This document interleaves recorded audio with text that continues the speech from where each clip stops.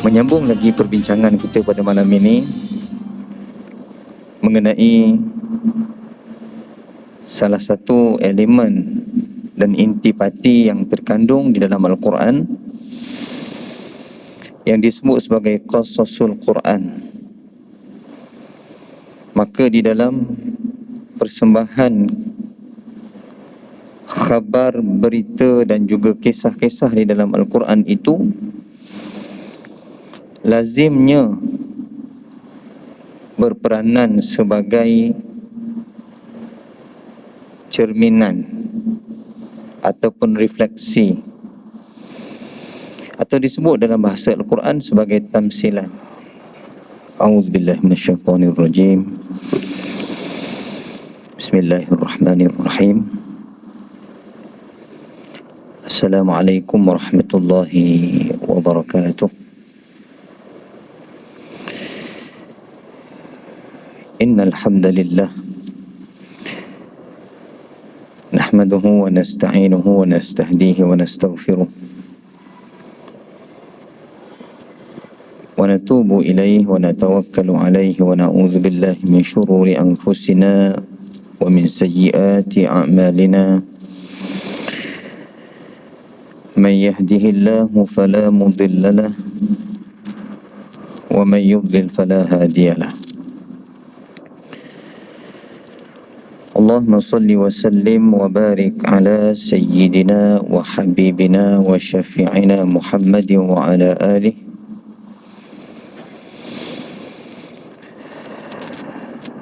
Allahumma inna nas'aluka khaira hadhihi al-layla fathaha wa nasaraha wa nuraha wa barakataha wa hudaha wa na'udzu bika min syarri ma fiha wa syarri ma ba'daha. Hasbunallahu la ilaha illa huwa alaihi tawakkalna wa huwa rabbul arsyil azim. Allahumma amin ya arhamar rahimin. Pertama dan selama-lamanya, layaklah kita merafakkan syukur ke hadrat Allah Azza wa Jal di atas limpah rahmat, keizinan dan perkenan dari Allah Subhanahu wa ta'ala jualah masih lagi kita dapat meneruskan kelangsungan hidup kita, baki umur kita masih diberikan taufik dan hidayah untuk mentaati Allah Subhanahu wa ta'ala. Mudah-mudahan peluang itu sentiasa dimanfaatkan sebaik-baiknya menjadi asbab untuk mengundang rahmat dan keampunan dari Allah Subhanahu wa ta'ala. Muslimin dan muslimat yang dikasihi Allah Subhanahu wa ta'ala sekalian, menyambung lagi perbincangan kita pada malam ini mengenai salah satu elemen dan intipati yang terkandung di dalam Al-Quran yang disebut sebagai Qasasul Quran. Maka di dalam persembahan khabar, berita dan juga kisah-kisah di dalam Al-Quran itu lazimnya berperanan sebagai cerminan ataupun refleksi, atau disebut dalam bahasa Al-Quran sebagai tamsilan, al-amsal. Untuk manusia, khususnya orang yang beriman itu, mencermin langkah kehidupannya dan menjadikan apa yang dihidangkan sebagai peristiwa yang telah dijanjikan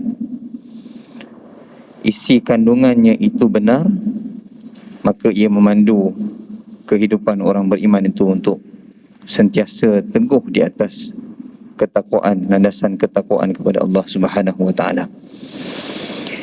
Saya masih lagi menunggu sambungan untuk skrin kanan dan kiri para jemaah sekalian. Kerana pada malam ini kita nak menyampaikan dan berkongsi tentang satu peristiwa yang saya namakan sebagai tragedi berdarah dan ghurab. Mudah-mudahan sambungan ini berjaya dan bukan sahaja para jemaah dapat mendengar penyampaian saya, tetapi dapat meneliti bahan-bahan yang saya kemukakan ini. Muslimin dan muslimat sekalian, peristiwa ini berlaku seawal manusia baru berada di lapisan generasi yang pertama.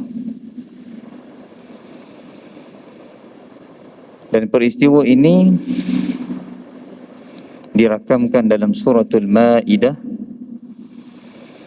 bermula ayat yang ke-27 sehinggalah ayat yang ke-31.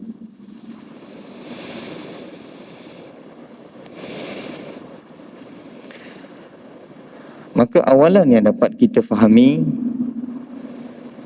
dari peristiwa yang kita sendiri tidak berada di zamannya, tetapi ditanzilkan ataupun diwahyukan kepada baginda sallallahu alaihi wasallam. Maka peranan peristiwa dan kisah ini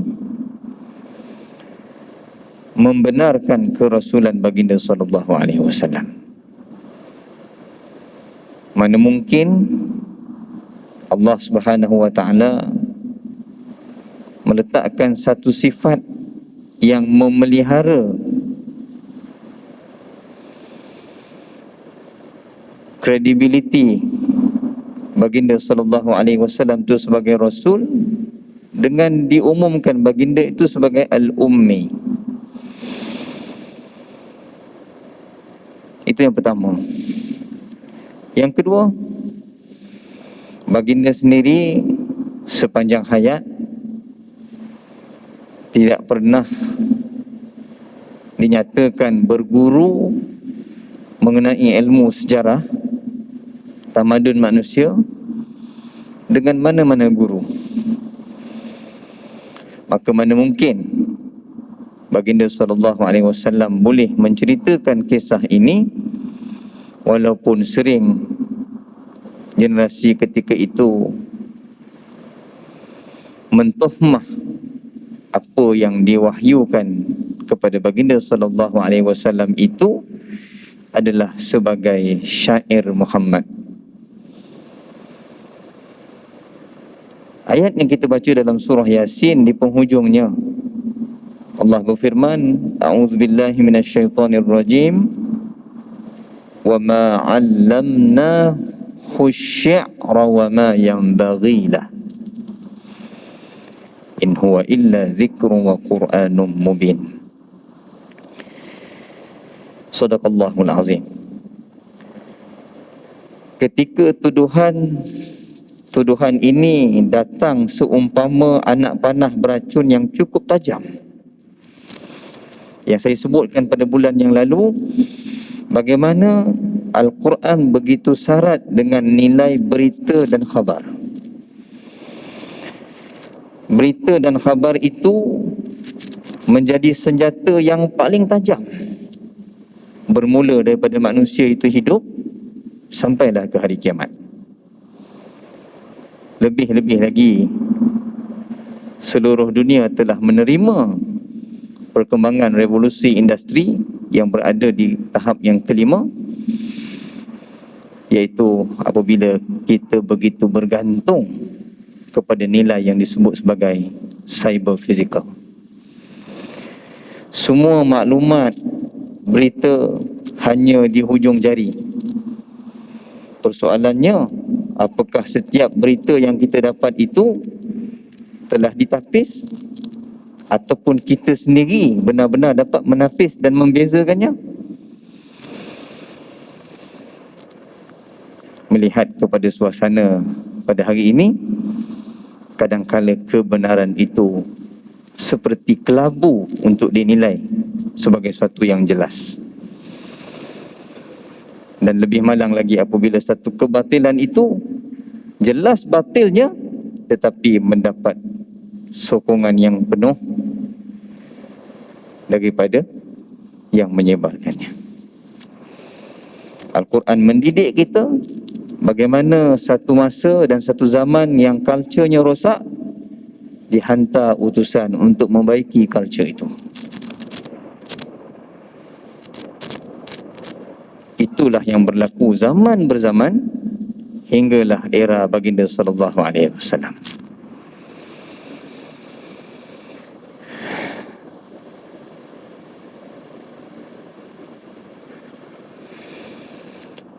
Laptop saya ni kejap-kejap blink. Blink ada, blink tak ada. Saya menanti. Tak apalah. Walau bagaimanapun, maka Allah Subhanahu wa taala merakamkan peristiwa ini seawal perkembangan genetik keturunan manusia secara biologi itu baru berada di lapis generasi yang pertama. Ia sudah berlaku. A'udzu billahi minasyaitonir rajim. واتل عليهم نبأ ابني آدم بالحق إذ قربا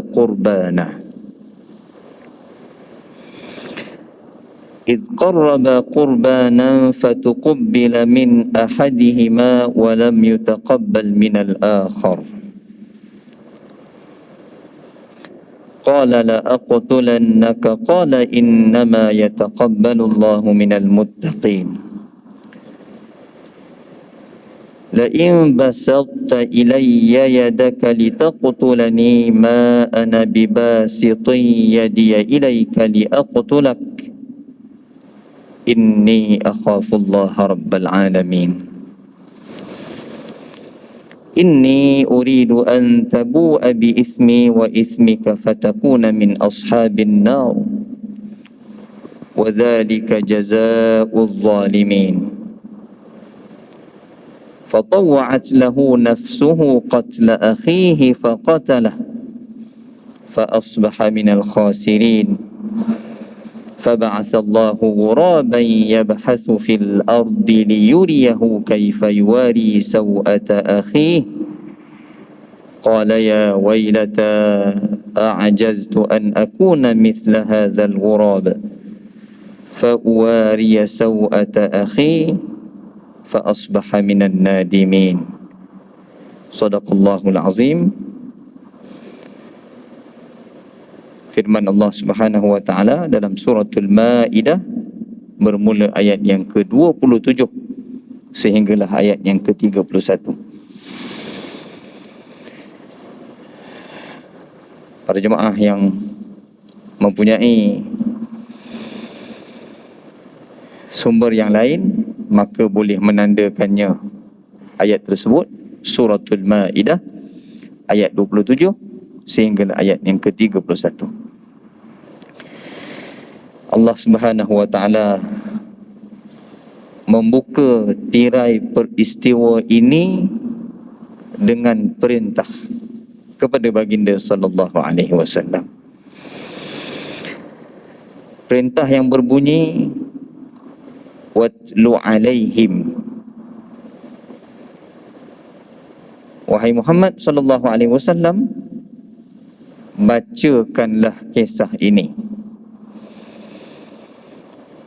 ceritakanlah kisah ini, dalam erti kata sampaikan kepada umatmu wahai Muhammad sallallahu alaihi wasallam. Satu berita yang besar, Naba'a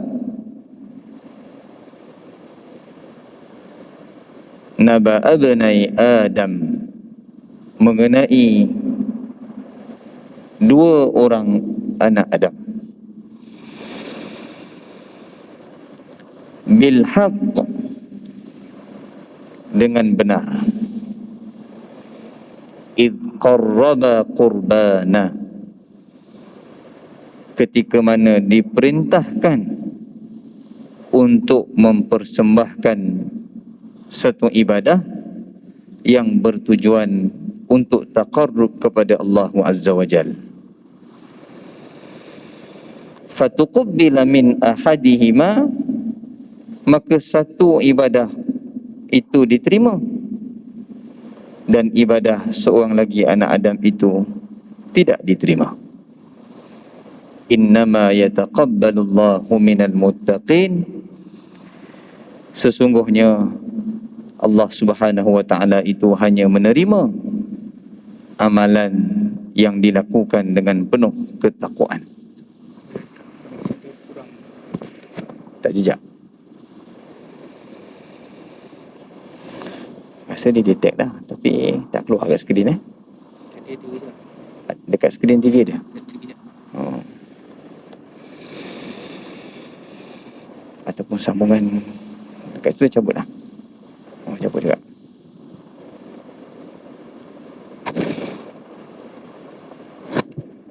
Mode dah tukar. Mode skrin dah tukar. Oh. Muslimin dan muslimat sekalian,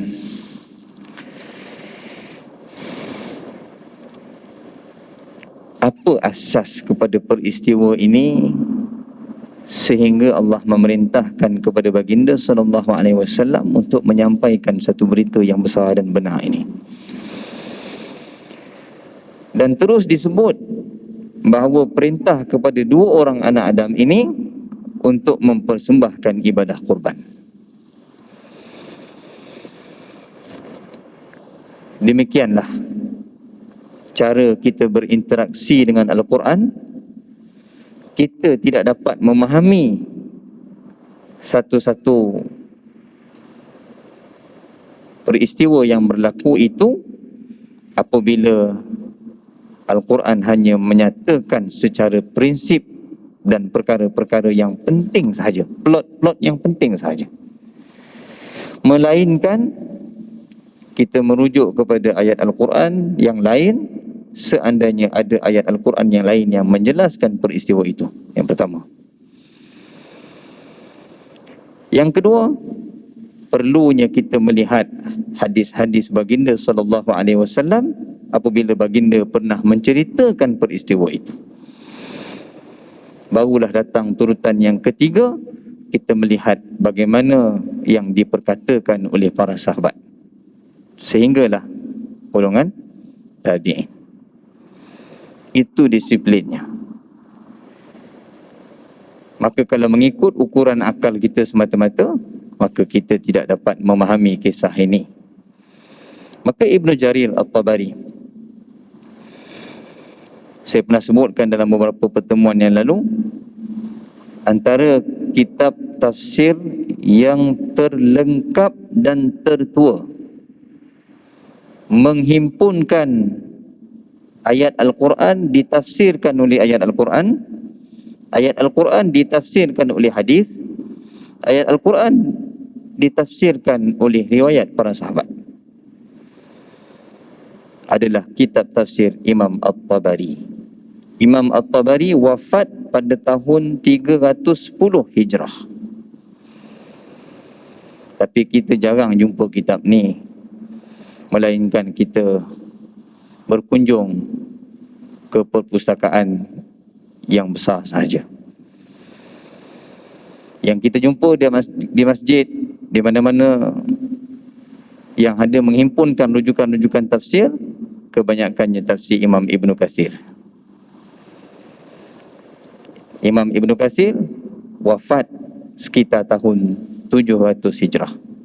Jauh beza masa ratusan tahun daripada kitab yang ditulis oleh Imam Abu Ja'far At-Tabari. Maka apa yang dinukilkan oleh Imam At-Tabari ini turut dinakalkan kembali oleh Imam Ibnu Katsir. Maka ketika mana Adam AS dipertemukan kembali dengan pasangannya Hawa setelah diturunkan dari syurga ke bumi, maka hubungan kemanusiaan itu melahirkan zuriat. Kelahiran yang pertama Dalam riwayat tafsir menyebutkan bahawa anak Adam yang lahir itu, kelahirannya itu adalah kembar. Dan kembarnya itu adalah seorang lelaki dan seorang perempuan. Apabila ayat ini menyebut naba'a bnai Adam bil haqq, dua orang anak Adam, maka ia berlaku pada kembar yang pertama dan kembar yang kedua. Kembar yang kedua juga lahir lelaki dan perempuan.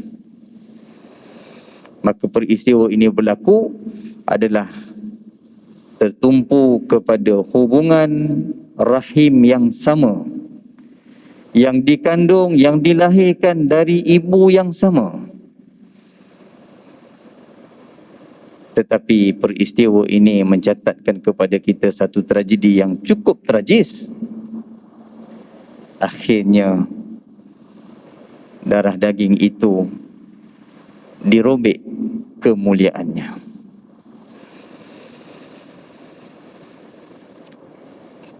Apabila anak Adam ini mencapai usia yang menunjukkan interaksi biologinya itu berkeinginan sesama manusia, maka dipohonlah kepada ayahnya Adam AS untuk hidup secara berpasangan.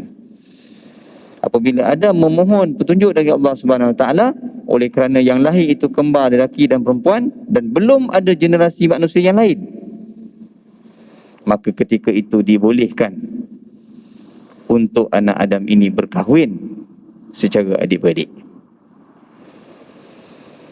Tetapi perintah yang dibenarkan untuk hidup ataupun hubungan kekeluargaan itu dibina bukanlah yang lahir pada tempoh yang sama, walaupun kelahiran itu lelaki dan perempuan. Dalam erti katanya, anak Adam, dua orang anak Adam ini mestilah berpasangan secara silang. Lelaki yang pertama mesti menikahi perempuan kembar yang kedua. Lelaki yang kedua mesti menikahi kembar perempuan yang pertama.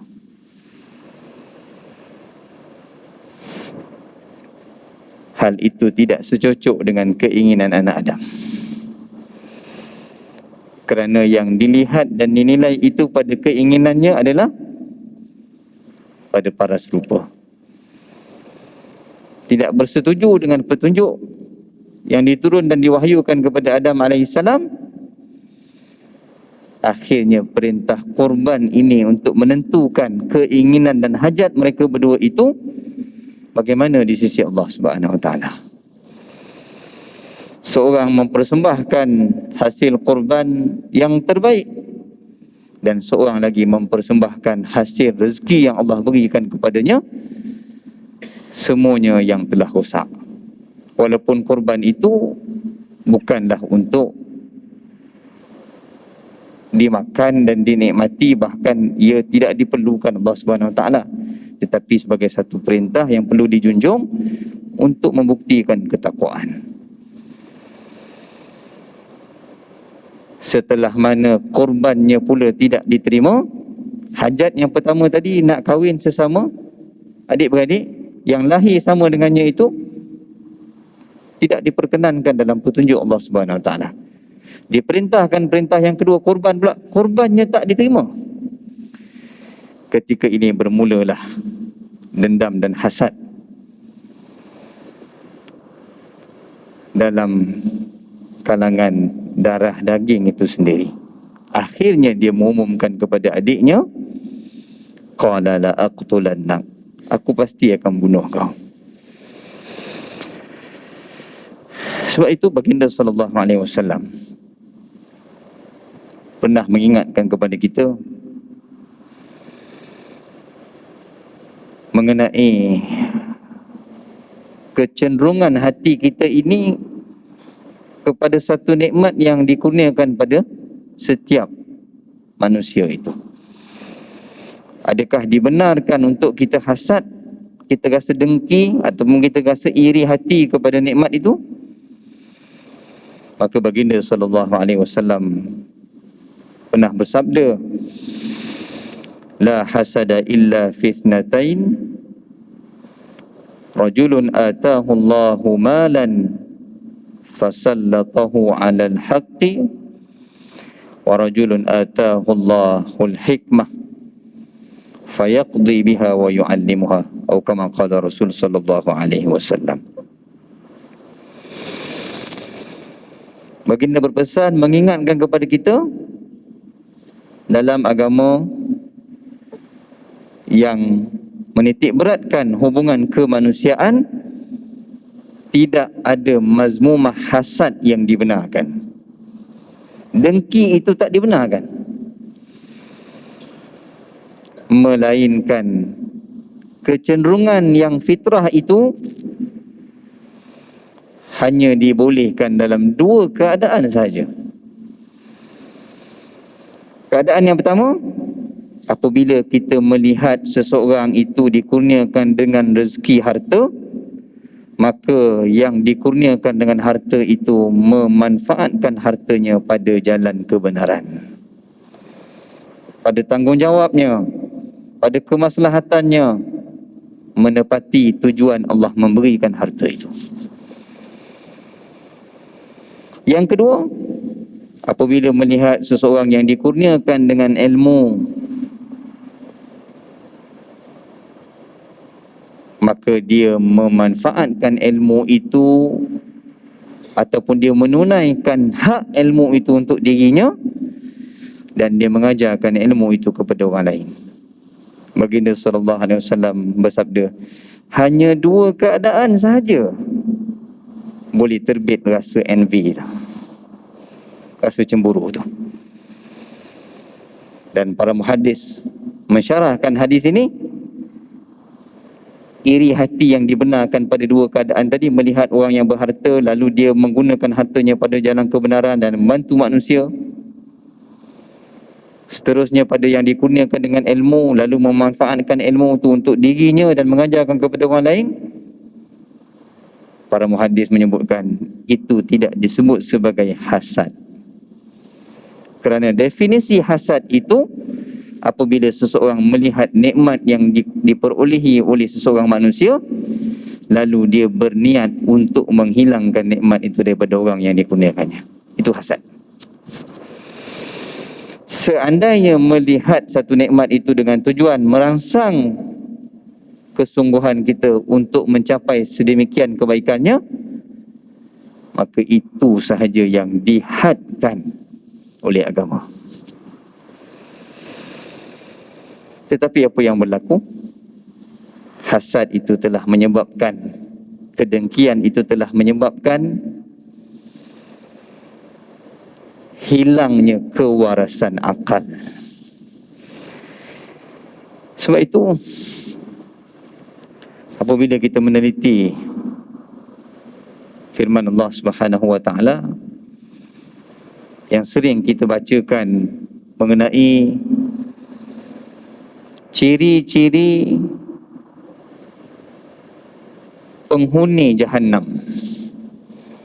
selain daripada batu berhala yang menjadi bahan bakarnya, maka isi neraka Jahannam itu adalah dalam kalangan manusia.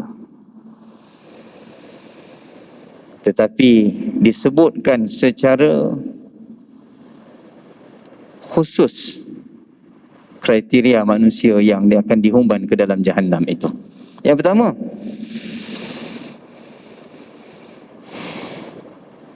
dikurniakan dengan pendengaran, tetapi dia buat-buat pekak. Kasar kan bahasa tu? Yang saya terjemah ni tak cukup kasar. Yang lebih kasar apabila kita melihat penutup ayat ini. Apabila manusia itu dikurniakan dengan penglihatan, dia tahu dan dia telah melihat bukti-bukti kesan kebinasaan umat yang terdahulu dalam azab Allah Subhanahu Wa Taala. Seolah-olah matanya buta. Dan dia mempunyai mahkamah yang paling dekat dengan dirinya yang disebut sebagai hati. Bukankah saya pernah menyebutkan satu peristiwa bagaimana seorang lelaki yang datang bertemu dengan baginda sallallahu alaihi wasallam lalu menyatakan hasratnya untuk berzina. Kononnya kalau minta permission ni ada hormat lagi lah. Datang jumpa Rasulullah sallallahu alaihi wasallam, dia kata, "Ya Rasulullah, aku nak minta izin, boleh tak aku berzina?"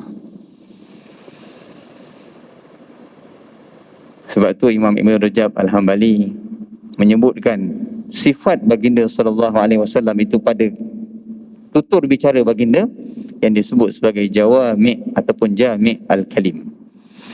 Baginda tu jawab sikit je, tapi jawapan baginda tu cukup menyeluruh. Baginda tak jawab ya, boleh ataupun tidak. Baginda berinteraksi dengan satu kesempurnaan kejadian insan, iaitu hati. Baginda tanya kepada lelaki tersebut, sebagaimana hajat kamu tadi, kamu ada ibu tak? Dia kata, mestilah ada. Apa kata kalau orang lelaki lain berzina dengan ibu kamu? Kamu boleh terima tak? Dia kata, confirm aku tak bagi.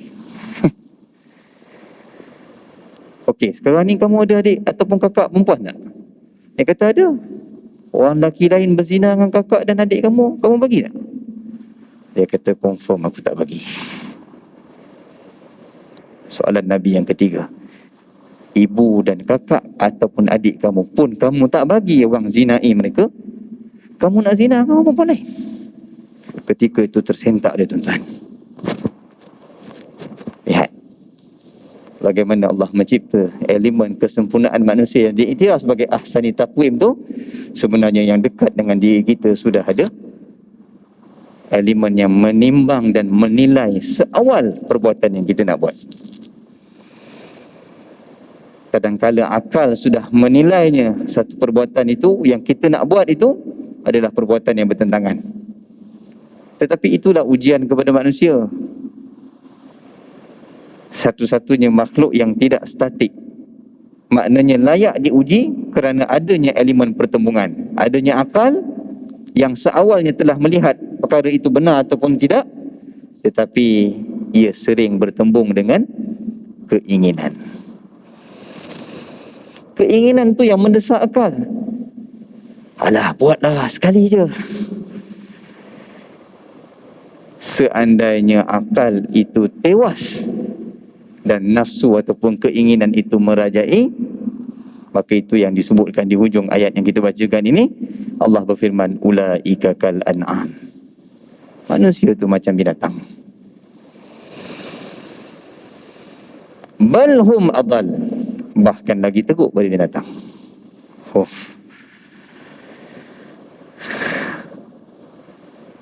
Allah berfirman sedemikian pada kita yang menjadi hamba-Nya. Kalau kita ada fungsi-fungsi yang tiga tadi, adanya penglihatan, adanya pendengaran, adanya hati, adanya naluri yang halus itu untuk menilai satu-satu perkara itu, tetapi kita menuruti kebatilan, Allah menyatakan bahawa manusia ni lebih teruk pada binatang. Itu yang berlaku dalam peristiwa ini. Tetapi apabila ancaman bunuh yang diumumkan oleh saudaranya sendiri itu dijawab dengan penuh ketakwaan menerusi ayat yang ke-28. Jawab si adik tadi, la im basatta ilayya yadaka litaqtulani ma ana bibasitin yadiya ilayka liaqtulak. Dalam bahasa yang mudahnya, wahai abang, kalau kau menghulurkan tangan untuk membunuh aku tidak akan menghulurkan tangan kembali untuk membunuh kamu. Ada sebuah hadis yang telah disabdakan oleh baginda sallallahu alaihi wasallam. Hadis ini muttafaqun alaih. Hadis Bukhari dan Muslim. Satu hari baginda sallallahu alaihi wasallam bersabda di hadapan para sahabat mengenai pertembungan dalam peperangan di antara pihak lawan dan musuhnya. Lalu baginda sallallahu alaihi wasallam bersabda, al-qatil wal maqtul finnar. Para sahabat tercengang, tuan-tuan. Para sahabat bertanya kepada baginda sallallahu alaihi wasallam, bagaimana yang membunuh dan yang terbunuh dua-dua masuk neraka? Sedangkan kalau satu pihak itu bertembungnya di dalam peperangan kerana kalimah tauhid yang ingin ditegakkan itu, sudah pasti yang berniat untuk menegakkan kalimah tauhid itu nilainya syahid. Tetapi Nabi sebut yang membunuh dan terbunuh itu dua-dua dalam neraka. Ini yang disebut dalam ayat ini. Kata adik kepada abang tadi, kalau engkau wahai abang menghulurkan tangan untuk membunuhku, aku tak akan menghulurkan tangan kembali untuk membunuhmu. Bermakna, kalau seseorang itu berniat tidak baik dan pihak yang dilakukan perkara yang tidak baik itu juga berniat untuk melakukan tidak baik kepadanya, secara kebetulan dia tewas, dua-dua telah berniat keburukan seawal dalam pertembungan itu. Kata Nabi SAW, dua-dua masuk neraka. Sebab itu peristiwa yang menunjukkan bahawa musuh telah berada di hujung pedang, mata pedang Nabi SAW, Nabi tak bunuh. Islam musuh tu. Sebab membunuh musuh dalam peperangan bukan kerana kelemahan, bukan kerana niat itu.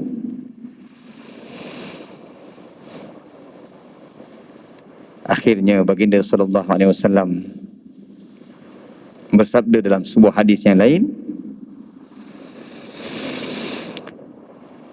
man sanna fil Islam sunnatan hasanatan falahu ajruha wa ajru man amila biha ba'dah min ghairi an yanqusa min ujurihim syai'. Barang siapa yang melakukan satu-satu kebaikan, maka dia akan memperoleh kebaikan daripada amalan yang dilakukan itu. Dan apabila kebaikan yang dilakukannya itu diikuti oleh orang lain selepasnya, dia turut mendapat dividen pahala daripada amalan orang lain yang menuruti kebaikannya itu. Saya minta izin, saya guna perkataan itu. Dan barang siapa yang melakukan satu kejahatan dan kejahatannya itu pasti dia akan mendapat dosa, dan apabila orang lain turut menyambung kejahatannya itu sampai hari kiamat, dia turut mendapat saham dosanya yang tak putus sampai hari kiamat. Allahu Akbar. Saya pesanlah pada diri saya yang lebih dekat ni, dan ayah-ayah, ibu-ibu yang terlalu jauh dah pengalaman hidup, nak dibandingkan dengan saya yang hanya berkongsi saja di depan ni. Selagi Allah pinjamkan kita hayat, selagi Allah pinjamkan kita dengan segala kurniaan, kalau bolehlah, sekurang-kurangnya sebutlah pada anak dan cucu kita amalan-amalan yang kita buat. Setidak-tidaknya selepas ketiadaan kita nanti, anak cucu kita akan sambung amalan itu. Katakanlah tuan-tuan datang ke masjid setiap hari, tuan-tuan lazimi sedekah subuh. Tuan-tuan ceritakan pada anak tuan-tuan, besok abah dah tak ada, kau sambung amalan ni. Mengalirnya pahala itu tuan-tuan sampai hari kiamat. Bayangkan Imam Abu Ja'far yang wafat pada 310 Hijrah, kitabnya pula dinukilkan oleh Imam Ibn Kathir, kita baca pula pada malam ni. Daripada zaman tu sampai hari kiamat, berapa banyak agaknya pahala yang masuk dalam akaun Imam At-Tabari, Imam Asy-Syafi'i, yang mempelopori satu-satu kebaikan. Apabila peristiwa ini mencatatkan anak Adam yang bersaudara itu membunuh adiknya sebagaimana keazamannya tadi, fatawa'at lahu nafsuhu, apabila nafsu itu merajai yang berniat untuk membunuh tadi, maka hilanglah kewarasan anak Adam itu. Akhirnya dia membunuh. Kita beri laluan pada azan. Selepas azan saya akan simpulkan kuliah kita pada malam ini. Muslimin dan muslimat sekalian, saya simpulkan kuliah di sini walaupun kisah ini belum habis dikupaskan. Fatawa'at lahu nafsuhu qatla akhi. Apabila nafsu menguasai anak Adam yang berniat untuk membunuh saudara kandungnya ini, akhirnya dia tergamak untuk membunuhnya. Dan dia bunuh. Al-Quran menceritakannya. Selepas dia dah bunuh, fa asbaha minal khasirin, dia menyesal. Kenapa? Saya sebutkan di awal tadi, peristiwa ini berlaku ketika manusia itu baru nak mengalami perkembangan genetik keturunan manusia. Baru di peringkat lapis generasi yang pertama, dia bunuh saudara kandung dia kerana keinginannya yang tak tertunai tadi. Akhirnya dia menyesal. Dan dalam riwayat tafsir bahkan disebutkan oleh para ulama apa yang berlaku setelah pembunuhan itu.